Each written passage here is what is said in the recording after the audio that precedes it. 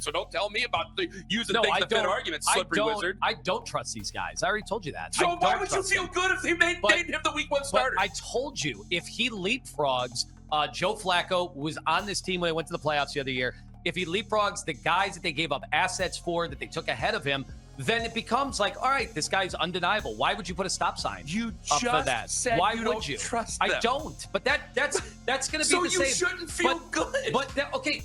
Anthony Lima is still not buying the Shedeur Sanders hype. No matter what comes out of Browns camp, no matter how many people say Shedeur is improving, Lima keeps finding a way to bring the conversation back to doubt. But while Lima is on radio questioning whether Shedeur has really earned anything, Shedeur is not sitting around answering him.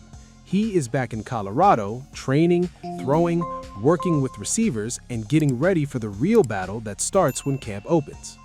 That is the line that started the whole argument. Lima's point sounds simple on the surface. If Shedeur is really that guy, why has he not already beaten out Watson? But that is also where the take gets tricky. Quarterback battles are not always decided in June. Coaches do not always name the starter before pads come on. Veterans usually get the early benefit of the doubt, and Watson still has the contract, the experience, and the old reputation. So acting like Shedeur is failing just because the Browns have not handed him QB1 yet ignores how NFL teams actually move. It's not like we're dealing with a quarterback competition from a position of strength. I know I'm asking you a lot of questions. We're talking about Deshaun, who was, during his time with the Browns, one of the worst quarterbacks in the NFL. And we're dealing with a 5th-round pick who last year statistically was one of the worst rookies in the NFL that we've had in many years. So if I'm hearing they're close today, that probably spells doom for that quarterback room, if we're being honest. That is why Ken Carman finally pushed back. He was not just defending Shedeur for no reason. He was calling out the double standard. If the Browns are still having a competition, that means Shedeur has done enough to keep it alive. If Watson had truly separated, there would be no argument. Cleveland could just say he's the starter and move forward. But the longer this stays open, the more uncomfortable it becomes for the people who already decided Shedeur couldn't win it. And this is where Lima's biggest problem shows up. Every time Shedeur gets positive attention, Lima seems to drag the conversation back to draft position. 5th round, 5th round, 5th round. But draft position is not supposed to follow a player forever. Once a player gets in the building, the question becomes simple. Can he play? Can he improve? Can he run the offense? Can he earn trust? If the answer keeps getting better, then the draft label should start mattering less. You're most likely going to lose a ton of games. That's just the way this league works. And hopefully your season ends better at the end of it than it did at the start. And you're surging. You're starting to learn. You're starting to get some of the ropes. You've seen an opponent twice in your division. There's things that you just do that are better. Like, that's why people are so excited about Carson Schlesinger. If you're that good as a rookie, I think the only thing that's really going to get in your way, God forbid, is some sort of an injury. That is the part Browns fans are noticing. Shedeur was drafted later, but that doesn't mean he has to stay behind forever. Football doesn't care where you were picked once the ball is snapped. If a 5th-round quarterback is making better decisions, showing more poise, and giving the staff more confidence, then the team has to look at that honestly. You cannot keep using the draft as a shield when the field starts telling a different story. Meanwhile, Shedeur is doing the one thing that kills noise. He is working. No long speech, no drama, no constant back and forth. He went back to Colorado, got around familiar football people, trained with receivers, stayed sharp, and kept preparing like a quarterback who knows his chance is coming. That matters because the best answer to radio criticism isn't a quote, it's reps. In some of those workouts, some quick 10-second clips, 20-second clips. But this is letting us know that the season is almost here. Practices are almost here. It's getting sunny outside. It's getting warmer outside. And soon we're going to have those practice clips. And we know he's working behind the scenes. There's no question about that. It's going to be Shedeur versus Deshaun Watson. Let me know who you think is going to win that in the comments below. That clip says more than a lot of the debate. While people argue about whether he deserves the job, Shedeur is putting timing on tape. He's throwing routes, staying connected with receivers, and treating the offseason like it actually matters. That is what young quarterbacks are supposed to do. They don't win jobs in comment sections. They win them by stacking days until the coaching staff can't ignore it anymore. And the coaching staff is not ignoring it. Todd Monken has already talked about Shedeur's progress. He pointed to his growth in progressions, getting the ball out, and understanding concepts. Those are not small things. For a quarterback, that's the whole job. It's not just arm talent, it's processing, it's timing, it's knowing where to go with the ball before the pressure gets home. So when the head coach says Shedeur has come a long way, that should matter more than somebody repeating fifth round over and over. His progressions, getting the ball out, his understanding of concepts, I think he's really, really come a long way. That is why Lima's criticism feels forced to a lot of fans. Nobody is saying Shedeur is perfect. He still has to prove it in training camp. He still has to handle pressure. He still has to show it in preseason games.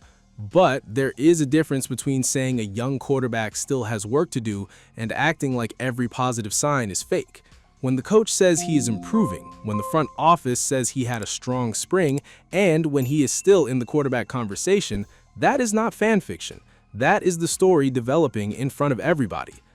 Andrew Berry added even more weight to it. The general manager praised Shedeur's offseason growth and made it clear the development did not just start when cameras showed up. That is important. Berry is not a fan account. He is not a YouTube comment. He is the executive responsible for building the team. If he is saying Shedeur has grown, then the Browns are seeing something behind the scenes. I think he's had an excellent spring, Anthony. I mean, the past 8 to 10 weeks, and really probably beyond that, really the past 6 months with, as a rookie player, and particularly a quarterback, you learn a lot your first year, and especially if you don't start a full season, start 6, 7, or I guess you start 7 games. That is what makes the Lima angle look even louder. He can keep asking why Shedeur has not officially beaten Watson, but the better question is why Watson hasn't shut the door. Watson is the veteran. Watson is the expensive quarterback. Watson is the one with years of NFL experience. If the competition is still alive, that says something. It doesn't mean Shedeur has already won, but it does mean Watson has not made this easy. And that is where Ken Carman's pushback hit hardest.